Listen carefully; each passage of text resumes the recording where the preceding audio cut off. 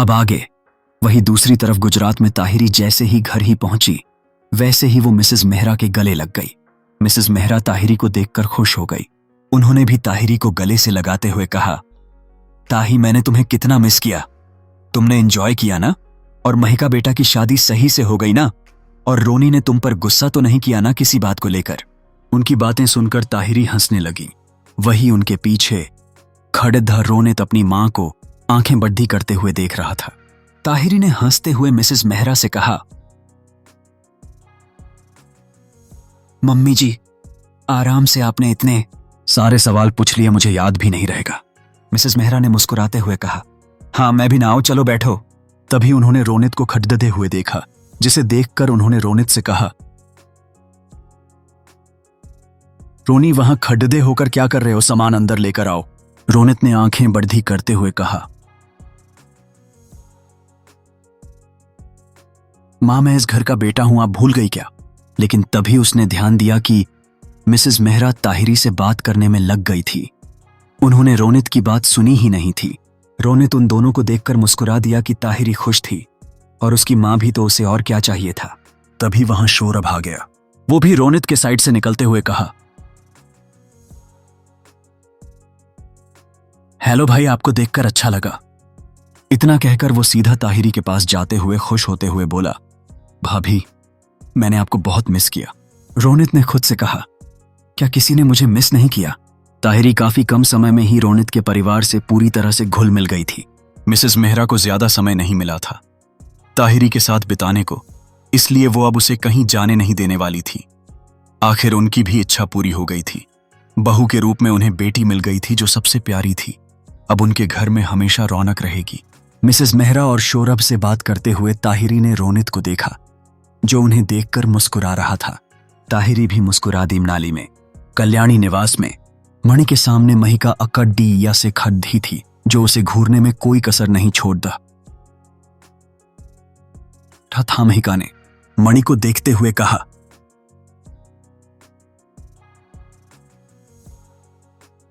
अब मैं तुम्हारे मालिक की वाइफ हूं, यानी कि मैं तुम्हारी भी ऑनर हुई, तो तुम्हें मेजर साहब की तरह मेरी भी हर एक बात माननी होगी।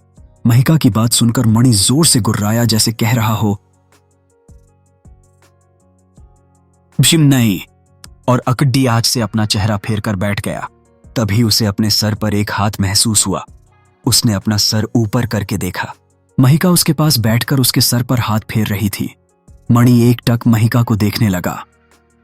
ऐसा नहीं था कि उसे महिका पसंद नहीं थी, बल्कि महिका पहली लद्दाखी थी जिसको मणि ने अपने पास आने दिया था।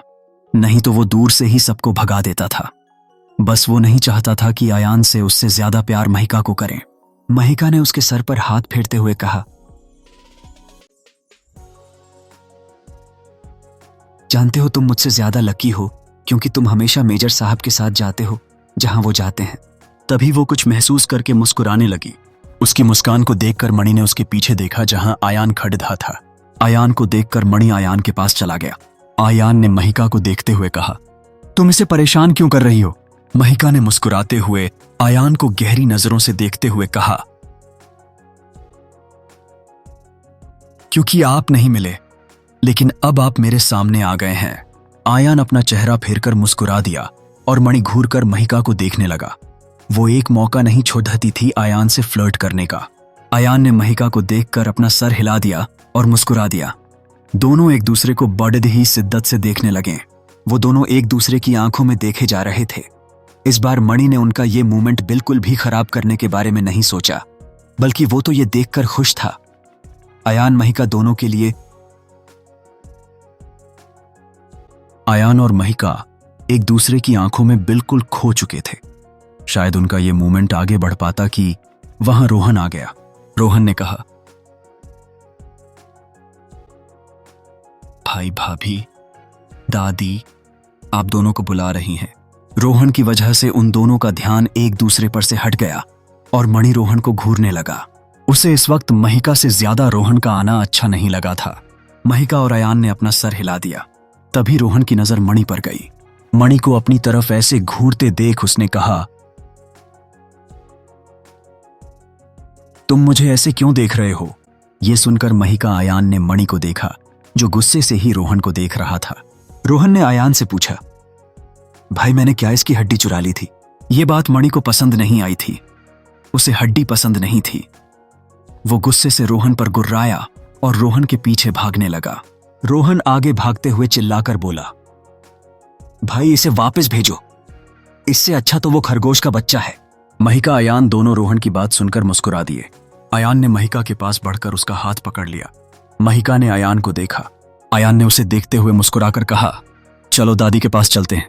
महिका ने अपना सर हिला दिया। कुछ वक्त बाद दोनों कल्याणी जी के सामने खड़े होकर उनकी बात सुन रहे थे। कल्याणी जी ने महिका से कहा,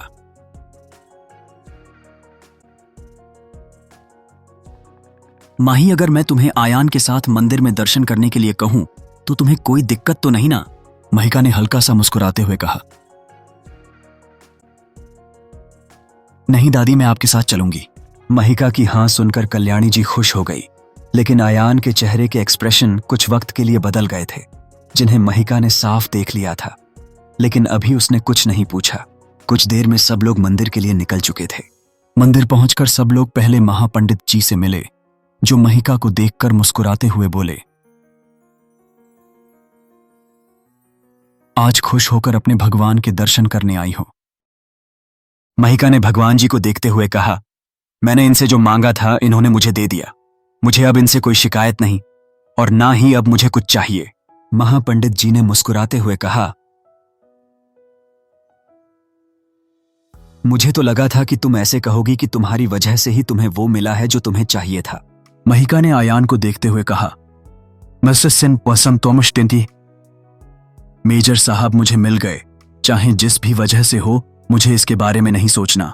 महापंडित ने मुस्कुराते हुए अपना सर हिला दिया। फिर उन्होंने आयान को देखा, जिसने एक बार भी उनसे अपनी नजरें नहीं मिलाई थीं। महापंडित जी ने आयान से सवाल किया, तुमने तो कसम आई थी ना? उनकी बात सुनकर आयान ने उन्हें देखा, लेकिन कहा कुछ नहीं। महिका ने आयान को देखते हुए महापंडित जी से सीरियस होकर पूछा, क्या हुआ था? महापंडित ने आयान को देखते हुए बाकी सबसे मुस्कुराते हुए कहा, ये समाज से सी के पहले के पूजा करते हैं। सबने अपना सर हिला दिया। मालिनी जी और कल्याणी जी ने पूजा की सारी तैयारी कर ली थी। कल्याणी जी ने महिका और आयन के हाथों पूजा करवाई। पूजा के बाद कल्याणी जी और मालिनी जी अपने साथ लाए हुए सामानों को बाहर बांटने चली गई। उन्होंने महिका और आयान को भी अपने साथ चलने के लिए कहा। आयान तो चला, लेकिन महिका ने कहा कि वो कुछ देर में उनके साथ शामिल होगी, तो उन्होंने उसकी बात मान ली। महिका सीधा महापंडित जी के पास चली गई थी। महिका को देखते हुए उन्होंने पूछा, शिन्नी दी स्थिति क्या हुआ? कुछ भूल गई? महिका ने उन्हें देखते हुए साफ पूछा। मेजर साहब ने किस चीज की कसम खाई थी? महापंडित जी ने मुस्कुराते हुए कहा। महिका ने अपना सर हिला दिया। महापंडित जी ने एक जगह बैठते हुए कहा, नशी, वो दिन याद है तुम्हें जब तुम यहां आखिरी बार आई थी? महिका ने उन्हें देखते हुए उस दिन को याद किया जब आयान ने उसे अपने दूर जाने के लिए कहा था। महिका ने उस दिन को याद करते हुए अपना सर हिला दिया। महापंडित जी ने उस दिन को याद करते हुए कहा, उस दिन वो भी यहां आया था ठीक तुम्हारे जाने के बाद। ये सुनकर महिका ने उन्हें देखा। पंडित जी उस दिन को याद करने लगे। फ्लैशबैक। ताहिरी जैसे ही महिका को वहां से ले गई थी, वैसे ही वहां किसी ने अपने कदम रखे थे। महापंडित जी ने मुस्कुराते हुए कहा, तुम भी आ ही गए। इतना कहकर उन्होंने पीछे मुद्द कर देखा, जहां उन्हें बारिश में पूरी तरह से भीगता हुआ आयान नजर आया था।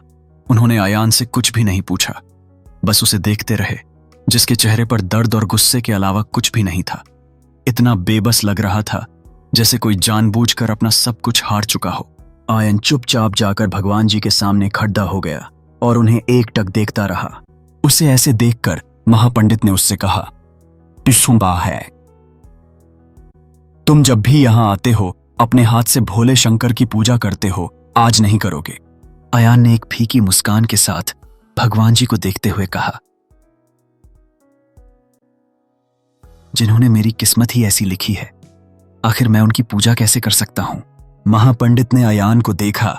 वो उसे गलत भी नहीं कह सकते थे। क्योंकि वो पूरी तरह से टूटा हुआ नजर आ रहा था। हद से ज्यादा गुस्से वाला इंसान और टूटा हुआ इंसान को कुछ नजर आता ही नहीं है कि वो कर रहा है। उन्होंने पहले कभी भी आयान को ऐसे नहीं देखा था। आयान के अंदर दर्द के साथ गुस्सा भी भरा हुआ था। वो महिका के लिए नहीं था, या तो वो खुद उसके लिए था या फिर उसकी किस्मत के लिए था। आयान ने भगवान जी को देखते हुए कहा,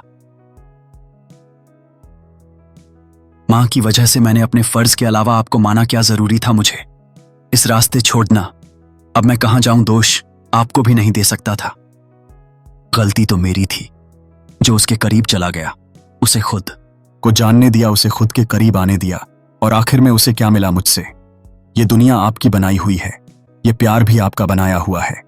गलत किसे कहूं, उसे या खुद को, या फिर इस प्यार को बनाने वाले को। आयान की बात सुनकर पंडित जी ने कहा, प्रेम कभी गलत नहीं होता। प्रेम तो पवित्र होता है, और तुम्हारा प्रेम तो सबसे ज्यादा पवित्र है। आयान ने उन्हें अपनी लाल आंखों से देखते हुए कहा, अगर किसी प्रेम में किसी को इतनी तकलीफ हो जिससे धक-धक्कन तक रुकने के लिए तैयार हो जाएं, वो प्रेम कैसे हुआ। महापंडित जी आयान से कुछ कहते कि आयान ने पहले ही भगवान जी की तरफ देखकर कहा, जिस प्यार को आपने बनाया है और उसी प्यार से उसे इतनी तकलीफ हुई है, तो मैं इस प्यार को ही बनाने वाले से ही मुंह फेर लूंगा। कसम खाता हूं, आपके बनाए हुए इस प्यार की जब तक उसे उसका चैन नहीं मिल जाता, जब तक वो खुश नहीं हो जाती, जब तक उसकी खुशियां उसे नहीं मिल जाती जिसकी वो हकदार है, तब तक मैं आपके इस द्वार पर नहीं आऊंगा, तब तक मैं आपकी पूजा नहीं करूंगा। आयान की बात सुनकर महापंडित जी हैरान हो गए।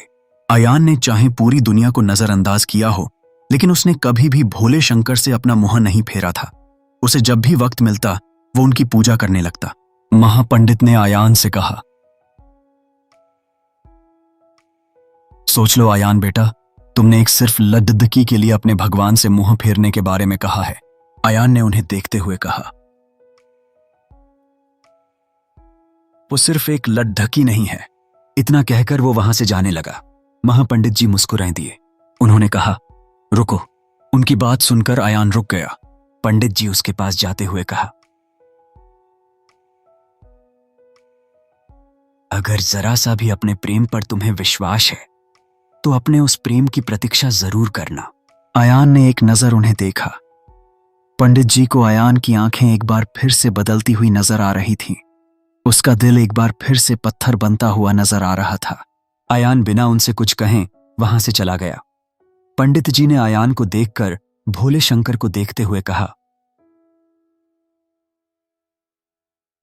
इतनी परीक्षा लेना भी अच्छा नहीं होता। फिर वो बाहर के चलते हुए तूफान को देखकर मुस्कुरा दिए। प्रेजेंट। उन्होंने ये बात महिका को बता दी थी। पंडित जी की बात सुनकर महिका ने उनसे कहा, इसका मतलब मेजर साहब ने मेरे लिए अपने भगवान से मुंह फेर लिया और उनकी कसम। पंडित जी ने मुस्कुराते हुए महिका से कहा, फिक्र मत करो, उसने अपनी कसम नहीं तोड़ दी। तभी उन्हें आयान अपनी तरफ आते हुए नजर आया। आयान ने उनके पास आकर महिका को देखा, जो सवालिया नजरों से उसे देख रही थी। पंडित जी ने आयान और महिका दोनों से कहा, इसी भी पखाई से तुम दोनों ने एक दूसरे के लिए बहुत कुछ सहा है। इतना कहकर उन्होंने महिका को देखते हुए कहा, एक ने किसी को पाने के लिए तो पाइडी। इतना कहकर उन्होंने आयान को देखते हुए कहा, तो एक ने किसी की रक्षा करने के लिए। उनकी बात सुनकर आयान महिका ने एक दूसरे को देखा। पंडित जी ने आयान को देखकर महिका को देखते हुए कहा, लेकिन ये प्रेम कहानी सिर्फ तुम्हारी दीवानगी की वजह से ही पूरी हुई है। अगर तुम आगे नहीं बढ़ती तो ऐसी प्रेम कहानी कभी बनती ही नहीं। इतना कहकर उन्होंने आयान को देखते हुए कहा, इसी देती किसी स्थिति तुम्हारे ऊपर साक्षात महाकाल का आशीर्वाद है। इतना कहकर उन्होंने महिका को देखते हुए कहा,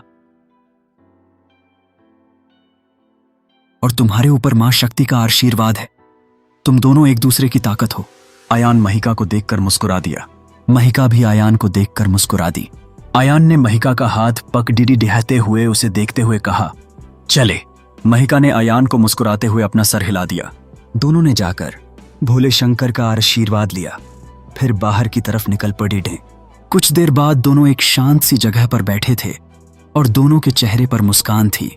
महिका ने अयान के कंधे पर अपना सर रख रखा था और अयान अपने एक हाथ से महिका के सर को सहला रहा था और एक हाथ उसने महिका का पक DDDH रखा था। दोनों का हाथ एक दूसरे के हाथ में था। महिका हद से ज्यादा खुश थी और अयान की खुशी का भी कोई ठिकाना ना था। दोनों के ही लब खामोश थे, फिर भी दोनों एक दूसरे को महसूस कर रहे थे। एक दूसरे की खामोशी दोनों बखूबी पहचानते थे। इस वक्त वो इतने खुश थे कि उनके पास शब्द नहीं थे कुछ कहने के लिए। कुछ पल बाद महिका ने चुप्पी तोड़ते हुए कहा, चर साहब, आप वापस कब जाएंगे? महिका की बात का मतलब अयान समझ चुका था। उसने बिना महिका की तरफ देखे कहा, तुम्हें कैसे पता? महिका ने अयान को देखते हुए कहा, बताइए ना। अयान ने उसे देखा और उसे देखता रहा। महिका ने पूछा, ऐसे क्या देख रहे हैं? अयान ने महिका की खूबसूरत आंखों में झांकते हुए कहा, मैं नहीं चाहता कि जब मैं जाऊं तो मेरा जाना मुश्किल हो जाए। महिका ने अयान की आंखों में देखा जो किस कदर तक उसे देख रही थी। महिका ने अयान की गले में अपनी बाहें डाल दी और उसकी आंखों में कहा, तो आप मत जाना। इस पर अयान सीरियस होकर उसे देखने लगा। अयान को सीरियस चेहरा देखकर महिका ने हंसते हुए कहा, मजाक कर रही हूं मेजर साहब, फिक्र क्यों करते हैं? जैसे ही आपकी यादों ने मुझे हद से ज्यादा परेशान किया, अगर उन्होंने मुझे हद से ज्यादा बेचैन कर दिया तो मैं ही आपके पास आ जाऊंगी। अयान ने उसके गालों को सहलाते हुए कहा, चाहे जो करना, बस रूल्स मत तोड़ना। महिका अयान की बात सुनकर मुस्कुरा दी। उसे अपने गालों पर अयान की चलती उंगलियां का एहसास बहुत अच्छा लग रहा था। उसकी आंखें उस धीरे धीरे उस एहसास के साथ बंद होने लगी थीं। दोनों के दूसरे के करीब बरहा के आ चुके थे। अयान ने प्यार से महिका के सर को चूम लिया। आगे के एपिसोड्स के लिए लाइक, कमेंट एंड सब्सक्राइब जरूर करें।